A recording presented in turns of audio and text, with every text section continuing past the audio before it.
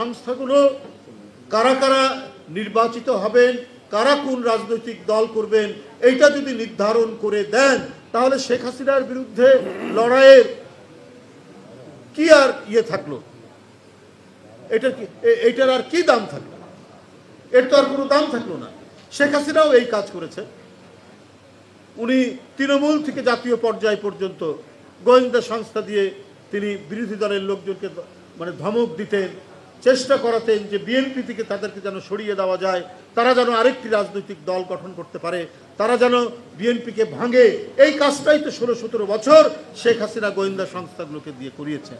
এখন আমরা আবার শুনছি যে গোয়েন্দা সংস্থার লোকরা নাকি একটি রাজনৈতিক দল গঠনের জন্য কাউকে কাউকে সমর্থন দেওয়ার জন্য বিভিন্ন জায়গায় তারা কাজ করছে। এই ঘটনা কিন্তু এদেশের মানুষ মেনে নেবে না। এই দেশে একটি প্রকৃত গণতান্ত্রিক পরিবেশ, যে মানুষ যে দলকে পছন্দ করে তাকে তারা ভোট দেবে, যে মানুষ যে রাজনৈতিক দল গঠন করতে চায় তারা সেইভাবে রাজনৈতিক দল গঠন করবে। এখানে কোনো নির্দেশনা, এখানে কোনো হুমকি, এখানে রাষ্ট্রের কোনো খবরদারি থাকবে না। এইটাই হচ্ছে প্রকৃত গণতান্ত্রিক সমাজ, এটাই হচ্ছে প্রকৃত গণতান্ত্রিক রাষ্ট্র।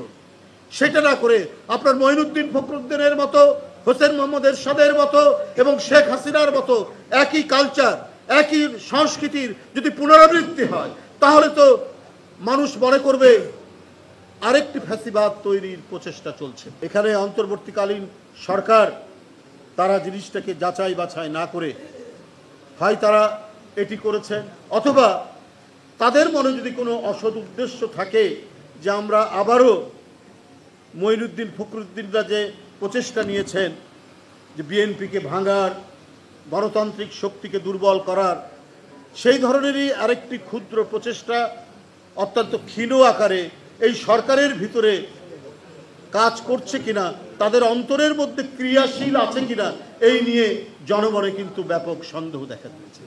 আমরা এখন এই সংস্কারের যে কী রূপ হবে, কোন পর্যায়ে নিয়ে যাবে সেটা আমরা বলতে পারি না। কারণ আজকে সাইবার সুরক্ষা অধ্যাদেশের যে আমরা রূপটি দেখছি, সেই রূপটিতে আমার কাছে ভালো কিছু ঠেকছে না। আমার কাছে মনে হচ্ছে ডালের মধ্যে কিছু কালো পদার্থ রয়েছে বলে মনে হচ্ছে। গতকাল মধ্যরাতের যে আগুন, সে আমরা জানি না, আমি কোনো মুখরোচক কথা বলতে চাই না। এই আগুনে অনেক নথিপত্র পুড়ে গেল, কিন্তু একটি ঘটনা আরেকটি ঘটনাকে সন্দেহ তৈরি করে। গতকালই আমরা সংবাদপত্রে দেখেছি যে একটি সরকার কয়েকটি গুরুত্বপূর্ণ নথি চেয়ে পাঠিয়েছে সরকারের পক্ষ থেকে। এই নথি চাওয়ার পরেই গতকাল গভীর রাতে এই আগুন